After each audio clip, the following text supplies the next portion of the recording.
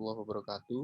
Waalaikumsalam warahmatullahi wabarakatuh. Pada teman-teman semuanya, Mas Yusuf ini tip saya ya, dulu waktu saya BPDS, kalau disuruh mau nggak mau harus mau ya. Jadi ini saya coba, slide saya sudah kelihatan ya. Jadi saya mau Kelihatan Mas, kelihatan. mencoba untuk membahas salah satu soal yang beberapa hari lalu muncul di grup, itu tentang bagaimana kita membedakan apakah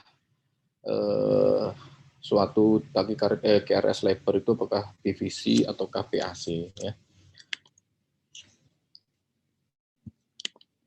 Jadi ini mungkin saya share ulang EKG-nya. Jadi ini adalah EKG yang beberapa hari lalu mungkin teman-teman semuanya sudah berusaha untuk membahas ya.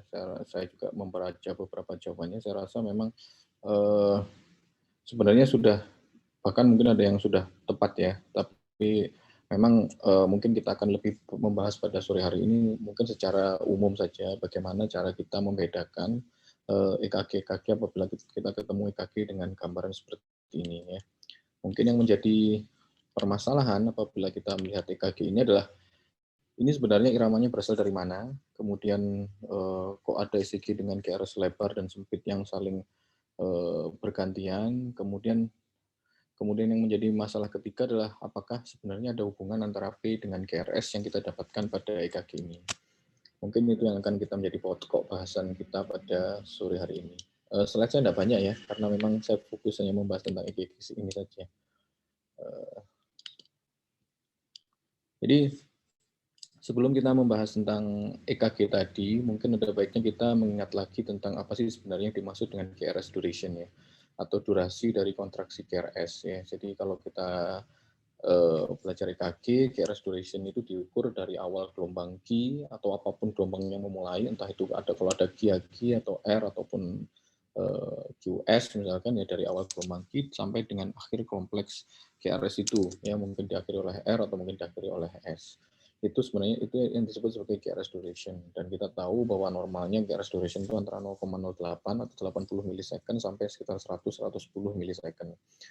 Terus kemudian apa yang menjadi dasar kenapa kok segitu gitu ya, sehingga kenapa kok nggak 120 atau 130? Kalau kita bicara tentang QRS duration ya, ini kan berarti kan berhubungan dengan waktu yang dibutuhkan untuk, namanya QRS itu adalah kontraksi dari ventricle, yang waktu yang dibutuhkan untuk ventricle, seluruh ventricle berkontraksi ya. Kenapa kok waktunya segitu, kok tidak lebih panjang misalkan? Karena kita tahu bahwa sebenarnya pada sistem konduksi yang normal, ini di sini kita gambarkan sebagai sistem konduksi yang normal, irama itu berasal dari supraventricle, SA node misalkan, dia akan menuju ke AV node sebagai relay-nya, dari AV node dia akan dibagi menjadi dua, yaitu dia akan masuk ke HIS, dari HIS dia akan dibagi menjadi dua, yaitu right bundle branch dan left bundle branch. Dan kita tahu bahwa right bundle dan left bundle ini adalah jalur konduksi, di mana secara dasarnya dia memiliki kemampuan menghantarkan listrik yang cukup cepat, sehingga ventrikel kiri dengan ventrikel kanan itu akan berkontraksi dalam waktu yang hampir bersamaan.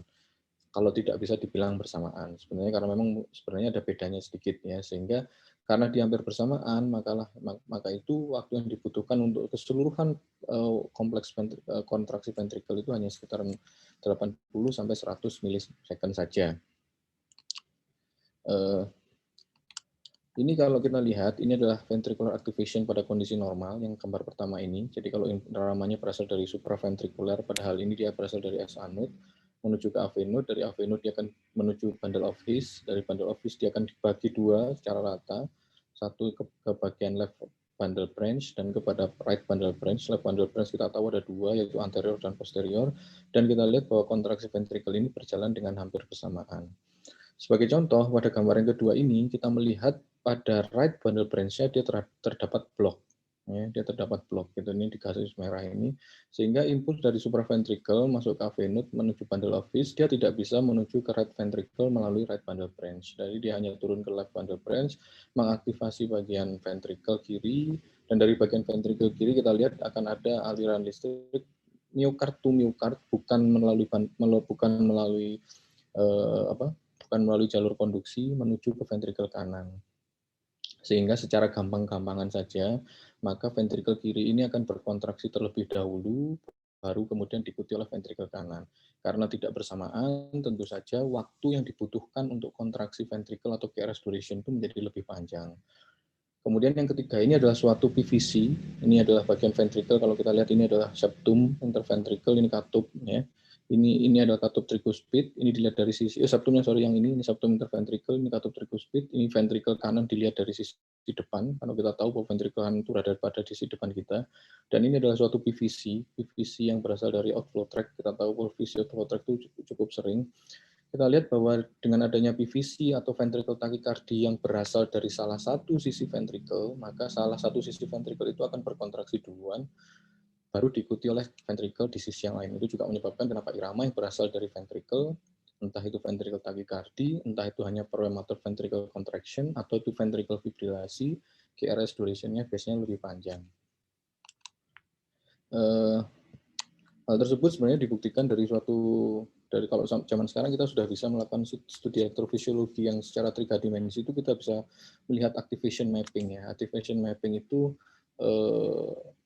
kapan sih ventricle itu berkontraksi diukur dari titik nolnya ya. Katakanlah di sini misalkan titik nolnya adalah awal kontraksi ya. Kita bisa melihat bahwa sebenarnya pada kondisi normal itu kontraventrikel yang bagian dari ventrikel yang pertama kali berkontraksi itu adalah bagian ventrikel yang berada di sisi septum. Kita tahu ini adalah tembusan dari bundle of His tadi ya. Jadi dia berkontraksi duluan, kemudian baru kalau kita lihat ini adalah satuan waktunya. Ini legenda ini adalah satuan waktunya ya. Ini kalau kita lihat kuning itu berarti dia masih 80 sampai 110 milisecond itu coklat. Kita bisa melihat bahwa sebagian ventrikel itu sebenarnya selesai berkontraksi pada masa kuning ini ya. Hanya sebagian sedikit saja yang berkontraksi pada masa coklat ini atau 110 milisecond. Sehingga kalau dia irama dari atas supraventrikel di mana dia akan tembus ke bundle of His, dari bundle of His dia akan masuk ke septum di mana dia tembusannya di septum situ. Maka kita bisa melihat bahwa kontraksi ventrikel sebenarnya hanya butuh waktu antara 80 sampai 110 milisecond saja.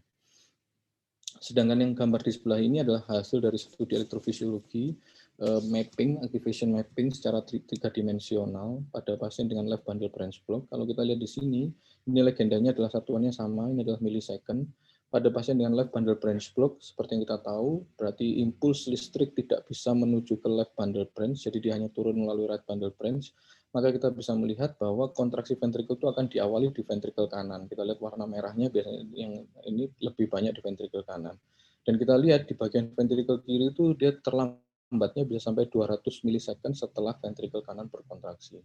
Jadi sebenarnya apa sih yang bisa kita pelajari dari sini, bahwa sebenarnya semua irama supraventrikel, entah itu suatu irama sinus, entah itu suatu atrial fibrilasi, entah itu premature atrial contraction, kalau dia dikonduksikan secara normal melalui His, venut, melalui bundle of His, dari bundle of His dibagi dua secara rata ke ventrikel kiri maupun ventrikel kanan melalui right bundle dan left bundle, maka KRS duration itu sebenarnya tidak lebih dari 110 milisecond. Sehingga kita bisa tahu bahwa kalau itu irama supraventrikel, tapi kok KRS-nya lebar, berarti ada sesuatu di situ, yang biasanya kita sebut sebagai aberrant conduction. Aberrant conduction itu biasanya kita selalu salah artikan sebagai suatu delta wave ya, WPW ya. Tapi sebenarnya aberrant conduction itu hanya nama yang menyebutkan bahwa aberrant tidak dikonduksikan sesuai dengan kayak mama aberrant ya. Kalau mungkin yang paling ingat mama aberrant ya. Aberrant itu berarti tidak pada lokasinya, tidak dikonduksikan sebagaimana mestinya. Seperti pada LBBB ini sebenarnya bisa juga disebut sebagai aberrant conduction, karena impuls listrik itu tidak dikonduksikan sebagaimana mestinya yang harusnya melalui right bundle secara imbang dari left bundle branch dan left bundle branch secara bersamaan. Sehingga kalau kita bisa lihat bahwa sebenarnya kalau secara persentase KRS lebar itu 80%-nya adalah suatu irama ventricle tachycardia. Jelas ya. Kalau dia suatu ventricle tachycardia, dia hanya berasal dari pasti ventricle satu tachycardia itu ada fokusnya ya. Kalau dia berasal dari misalkan outflow tract ventricle kanan, yang paling sering idiopatik PVC itu berasal dari outflow tract ventricle kanan. Cirinya biasanya 2-3 AFF-nya dia positif KRS-nya ya. Maka ya dari situ dia menyebar, ventrikel kanan teraktivasi duluan, baru dia akan menyebar melalui miokard to miokard menuju ventrikel kiri. Sehingga QRS-nya pasti lebar kalau ventricle tachycardia. PVC atau ventricle tachycardia QRS-nya lebar. Jadi kalau kita ketemu pasien dengan QRS lebar kayak pasien kita tadi, kita bilang itu PVC, ya 80% kita benar. Karena secara angka memang 80%-nya merupakan suatu ventricle tachycardia. 15-20%-nya adalah suatu irama supraventrikular dengan pre-existed bundle branch block. Sudah jelas tadi ya. Kalau dia ada, walaupun iramanya berasal dari supraventricle, menuju ke ventricle melalui jalur yang normal melalui AV node sampai bundle of His, tetapi kalau pasien ini sudah ada bundle branch block sebelumnya, maka pasti QRS-nya akan lebar. Atau functional bundle branch block. Functional ini orangnya nggak bundle branch block, tapi karena fungsinya dia tiba-tiba menjadi bundle branch block. Nanti coba kita lihat ada contohnya. Ya. Yang 1-5% ini pasien dengan pre-excited SVT ya. Kalau ini sih delta wave, mungkin nggak akan kita bahas banyak, tapi mungkin ada contohnya. Dan ada 1% yang merupakan ventricular pacing rhythm ya. Jadi kita harus hati-hati, jangan-jangan pas ini ada pacemakernya misalkan. Ya, walaupun karena ada beberapa EKG itu yang tidak menunjukkan pacing spike dari pacemaker ya. Jadi kita harus memeriksanya benar-benar walaupun dari ECG-nya tidak ada pacing spike, tapi belum tentu pasien tersebut tidak memakai pacemaker. Ya. Jadi ini sebagai contoh ya. Ini dari saya ambil dari jurnal. Ini kalau kita lihat ini adalah irama sinus biasa. Ini irama sinus biasa, ini beat kedua, kelihatan ya. Ini beat pertama, ini adalah irama sinus biasa. Beat ini adalah irama sinus biasa. Dan ini kita lihat di sini adalah ini irama sinus biasa. Dan ini adalah ekstrasistul ya. Kita lihat di sini ada ekstrasistul. Nanti waktunya lebih early. Dan kita lihat pada kondisi ini kita masih bisa melihat bahwa yang biru ini adalah ini kita berbicara tentang refractory period ya. Mungkin kalau teman-teman masih ingat refractory period itu masa di mana walaupun ada impuls yang masuk dia tidak bisa diaktifasi ya. Jadi apa ya? Jadi waktu di mana kalau ada impuls merangsang pun kita nggak akan teraktivasi, itu refractory period. Dan kalau kita lihat di P aksen ini adalah P aksen ini kita bisa melihat dia masih ventricle itu baru saja bundle branch block itu baru saja diaktifasi oleh beat yang ini dan sesuai dengan kodratnya right bundle branch dan left bundle branch yang baru diaktifasi oleh beat yang ini dia memiliki refractory period dan memang pada sebagian besar kasus memang terdapat perbedaan yang ada pada refractory period dari masing-masing bundle branch ya. Biasanya right bundle branch itu lebih lama refractory periodnya, tapi pada kasus ini kebetulan left bundle branch yang lebih lama. Ini digambarkan sebagai biru dan merah ini. Kita lihat pada saat ekstrasistolnya coupling intervalnya 540 milisecond, maka QRS-nya masih sempit nih di sini. Sehingga dengan bisa dikatakan bahwa pada saat ini si right bundle branch maupun left bundle branch itu masih bisa lolos karena masa refractory periodnya yang biru maupun yang merah ini sudah selesai.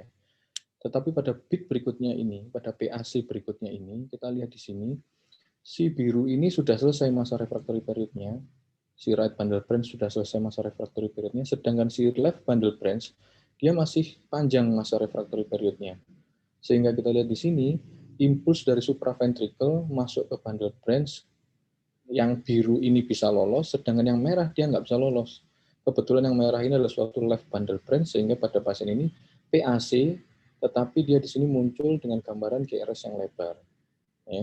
Jadi ini PAC, tapi QRS-nya lebar. Kenapa? Ini namanya PAC yang apparently conducted, ya, karena perbedaan masa refraktori dari kedua bundle branch tadi. Mungkin akan lebih mudah dilihat dengan kondisi seperti ini. Ya. Jadi ini adalah refractory period dari ini ke sana satuan waktu ya. Ini adalah masa refractory dari AV node. Ini adalah masa refractory dari right bundle branch yang dalam teorinya dia jauh lebih lama, dan ini adalah masa refractory dari left bundle branch. Kalau PAC itu turunnya di sini, maka dia akan seperti PAC yang kita kenal selama ini ya. Jadi ada P, kemudian ada QRS yang sempit. Tetapi kalau PAC itu turunnya di sini too early, maka dia bahkan tidak bisa melalui AV node. Dia bisa mendepolarisasi atrium, tetapi dia tidak bisa lolos dari AV node karena si AV node sedang mengalami refractory period. Sehingga gambaran yang muncul apa? Akan ada gelombang P, namun tidak ada gelombang QRS-nya. Ya. Sehingga kadang kita akan disalahartikan dengan, ini ada AV block. Padahal sebenarnya itu hanya PAC yang sangat early, sangat dekat dengan bit sebelumnya, sehingga dia tidak bisa, dia masih belum bisa lewat AV node karena AV node-nya masih refractory period. Kalau dia di tengah-tengah sini, ada satu lagi, mana? Nggak boleh, sorry. Nah, kalau dia di tengah-tengah sini, kita bisa melihat dia bisa lolos melalui left bundle branch, tapi dia tidak bisa lolos melalui right bundle branch. Sehingga impuls hanya akan turun satu sisi. Dia hanya akan turun satu sisi melalui left bundle branch. Di right bundle branch dia akan keblok. Sehingga gambarannya akan seperti orang RBBB. Ya. Jadi PAC namun QRS-nya lebar. Ini seperti yang gambar tadi bahwa ini adalah PAC yang apparently conductive. Ya. Pada kasus ini itu contohnya banyak ya, misalkan Asman fenomen pada AF diawali biasanya dengan long short AF yang terlalu pendek, terlalu panjang, terlalu pendek, terlalu panjang, tiba-tiba akan ada divisi. Kita bilangnya biasanya divisi, padahal itu sebenarnya hanyalah Asman fenomen, yaitu adanya salah satu sisi dari right bundle branch yang masih refractory period. Nah, kita kembali lagi ke EKG kita, ini yang paling penting. Jadi kalau kita lihat EKG kita, sebenarnya kalau kita zoom, ini saya ambil satu lead saja, yaitu lead 2, kita bisa melihat sebenarnya di sini kita bisa mendeteksi adanya gelombang P yang reguler. Ya. Ini jaraknya, memang ini kertasnya agak miring ya, sehingga kita mungkin lebih baik kita, kalau mau detail itu kita pakai jangka, kertasnya di print, kita bisa lebih detail. Tapi ini saya hitung kotak kecilnya itu sama. Ya. Jadi ini adalah jarak dari gelombang P ke P yang ada pada EKG kita ini itu sama. Kalau teman-teman bingung, loh ini kok ada P di sini, ya. Jadi P itu sering sekali bersembunyi, ya. Dia sering bersembunyi, biasanya paling sering dia bersembunyi di dalam gelombang gelombang T atau di dalam GRS, ya. Tetapi di sini kita bisa melihat jelas sekali sebenarnya bahwa ini adalah gelombang P. Kita lihat di lead 3-nya, ini gelombang P-nya di sini. Kalau kita lihat di sini, ini ada mencungul di sini, ini ternyata sebenarnya adalah gelombang P, ya. Kemudian ini adalah gelombang P yang biasa, kemudian ini adalah P. Kalau kita lihat di bawahnya di lead 3 ini adalah gelombang P yang lain. Di sini ada gelombang P dan ini ada gelombang P. Jadi kalau kita bisa lihat di sini PP intervalnya itu sama, ya. Morfologi P-nya pun sama dan dia memenuhi ciri irama sinus, ya. Di lead 2 dia positif, nanti monggo dilihat lagi kakinya. Di lead 2 dia di lead 2 di P-nya positif dan P di AVR dia negatif. Sehingga kita bisa beranggapan bahwa gelombang P yang ada pada EKG kita ini sebenarnya adalah irama sinus. Depolarisasi atrium pada EKG ini berasal dari S anode. Yang menjadi masalah adalah kalau yang ini sih QRS normal ya, ini P QRS normal yang bit pertama. Tapi yang kedua ini ada P di sini ada QRS tapi QRS-nya lebar. Di sini ada P QRS-nya normal, di sini ada P yang QRS-nya lebar. Apakah ini irama ini kembali lagi kita harus mengidentifikasi. Jadi urut-urutannya sih biasanya saya selalu berpikir apakah QRS ini supraventricle origin atau ventricular origin. Apakah ini berasal dari supraventricle? Supraventricle itu berarti kalau kita lihat di sini supraventricle itu bisa berasal dari S anode, bisa berasal dari PAC atau bisa berasal dari AF. Intinya semua irama yang berasal dari atasnya ventricle, ya, yang tetap turun melalui AV node dan bundle of His, sehingga atau pas memang ini berasal dari ventricle, ya. Terus kemudian ya kenapa kok dari supraventricle tapi kok QRS-nya lebar? Tadi sudah kita belajar apakah dia ada pre-existing LBBB, apakah dia ada functional bundle branch block, ataukah dia delta wave, apparently conducted karena ada accessories pathway. Itu yang nanti harus kita bedakan. Jadi pada ECG ini kalau kita bisa mendede, ya satu adalah irama sinus dengan LBBB yang dengan RBB. Kalau ini sih saya lupa ini V1-nya apa ya, dengan bundle branch block lah pokoknya, dengan bundle branch block yang intermittent, kadang dia intermittent. Kedua WPW yang intermittent, yang ketiga mungkin ini adalah suatu PVC, yang keempat apakah ini functional bundle branch block seperti yang kita pelajari tadi. Nanti coba kita singkirkan satu-satu. Jadi intinya kita harus tahu bahwa kemungkinan itu irama tadi bisa berasal dari supraventricle namun mengalami ini, apakah atau memang dia berasal dari ventricle, ya. Jadi irama yang lebar ini apakah ini memang irama yang berasal terusannya si P ini atau memang ini berdiri sendiri. Nah, itu yang akan kita bedakan. Kalau secara secara epidemiologi kita mau gampang-gampangan, kita bisa melihat dari underlying disease yang mendasari. Saya dapat bocoran kalau pada kasus ini dia pada pasien dengan LV dilatasi, dengan gambaran ECG setelahnya berupa LBBB pada pasien dengan heart failure. Maka kalau kita lihat dari data-data itu, maka kita mungkin berpikiran bahwa dan usianya tua ya. Jadi mungkin ini adalah suatu ventricle origin, entah itu PVC, entah itu VT. Ya, jadi kalau lihat dari data-datanya saja kita bisa menduga ke sana. Walaupun berarti belum bisa juga kita menyingkirkan kemungkinan dari SVT. Kemudian kalau tadi kita kembali lagi ke gambar EKG-nya, kan tadi kalau dari supraventricle kita masih harus menduga apakah itu berasal dari SA node, karena tadi kita sudah tahu bahwa ini ada P-nya SA, apakah ini berhubungan dengan ini P-nya ini lanjut ke sini, jadi P-nya ini QRS ke sini, P-nya ini QRS ke sini, P-nya ini QRS ke sini, apakah seperti itu? Maka kita harus mengingat lagi ciri dari irama sinus ya. Mana tadi? Kita harus mengingat lagi ciri irama sinus. Kita sudah paham beberapa hal, tetapi ada satu hal yang penting yaitu adanya PR interval. Mana PR interval? Nah, ini PR interval ini adalah sesuatu hal dari ciri irama sinus yang harus kita sadari, bahwa irama sinus itu membutuhkan waktu dari SA itu menuju ke AV node, di AV node ada perlambatan sampai ke kontraksi varus itu butuh waktu antara 120 sampai 200 milisecond. Kalau dia terlalu dekat, terlalu nempel, berarti kita harus curiga mungkin bukan irama sinus, misalkan karena ada beberapa hal, misalkan PAC yang berasal dari daerah sekitar AV node, bisa dibayangkan ya, ada sumber ectopic atrial contraction, tapi dia sumbernya di dekat AV node, sehingga dia tidak butuh waktu lama untuk nyampe ke AV node, dari AV node nyampe ke QRS. Atau memang ada bypass track, misalkan pada delta wave, ada accessory pathway yang menyebabkan dia tidak ada perlambatan. Sehingga kita harus lihat PR interval dari EKG kita tadi, apakah itu memenuhi ciri irama sinus atau enggak. Kalau pada bit yang pertama, ketiga, dan kelima, kita lihat ini sih normal-normal aja ya, ini PR interval yang normal. Sedangkan pada bit yang kita curigai ini, kita lihat itu short PR intervalnya dia hanya 100 milisecond. Ya, jadi kalau dari sini kayaknya ini bukan irama sinus, ya. Tapi kita masih punya DD yaitu suatu intermittent WPW. WPW itu bisa intermittent ya, dia bisa on off, banyak ceritanya ya. Jadi WPW itu sebenarnya kenapa ada delta wave kan karena impuls yang dari SA node itu nyampe ke ventricle-nya bersamaan ya, antara yang lewat AV node dan yang lewat si accessory pathway, sehingga ventricle ini diaktifasi oleh dua impuls ini, sehingga akan ada yang pre-excited mulai duluan ya di bagian yang ini. Tetapi misalkan pada kondisi di mana kita memberikan obat-obatan yang mengenhance, mempercepat konduksi melalui AV node, maka ventricle itu sudah duluan diaktifkan oleh impuls yang berasal dari AV node, sedangkan yang dari sini dia kalah, sehingga tidak akan ada delta wave pada kondisi seperti ini. Atau kalau kita memberikan obat-obatan yang sifatnya menghambat AV node, maka impuls itu kan semuanya dihambat melalui AV node, dia akan lewat semuanya menuju si accessory pathway, sehingga delta wave-nya atau QRS-nya akan semakin lebar. Ya. Sehingga kita kalau lihat delta wave itu jangan beranggapan selalu harus ada. Kalau pada kasus ini enggak. Dia kadang ada delta wave-nya, kadang dia enggak. Ya, sehingga pada pasien ini kita bisa didik bahwa ini sebenarnya adalah suatu delta wave yang intermittent. Tetapi kalau kita lihat-lihat bentuknya sih ini bukan delta wave ya. Dan kemudian kita juga belajar secara epidemiologi.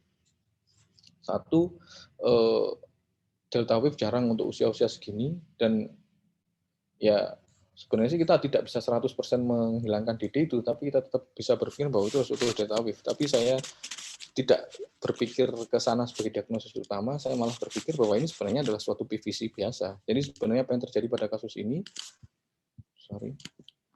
ini kita belajar ladder diagram yang ini saya tadi barusan bikin setengah 4, jadi belum saya sempat namain. Ini adalah SA node di sini. Jadi kalau iramanya berasal dari sini adalah irama sinus, ini adalah atrium, ini adalah AV node, dan ini adalah ventricle.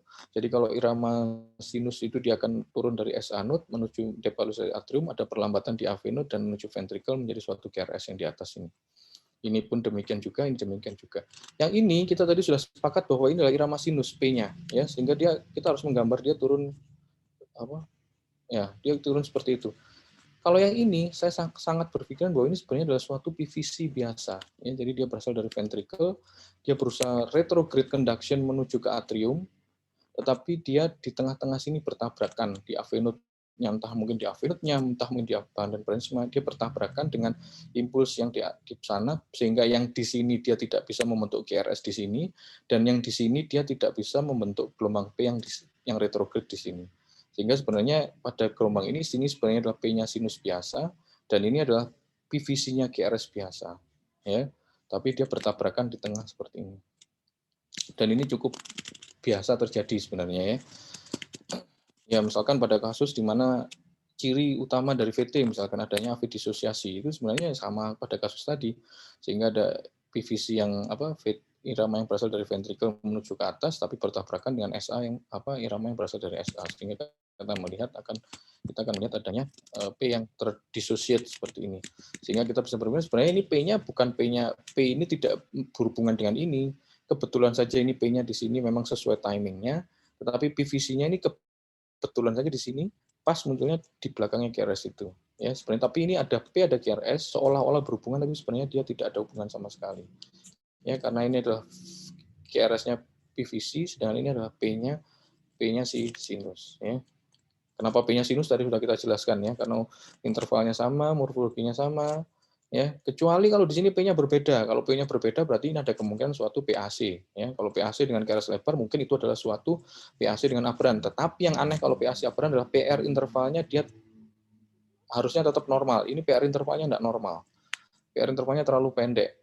Sehingga DD yang paling mungkin pada kasus ini adalah irama sinus paling normal, ini P, ini PVC biasa, atau DD yang kedua, ini P, ini QRS, ini P, ini suatu delta wave. Ya. Tapi delta wave harusnya sih bentuknya nggak gini. Jadi saya agak ragu-ragu bahwa ini adalah suatu delta wave. Ya.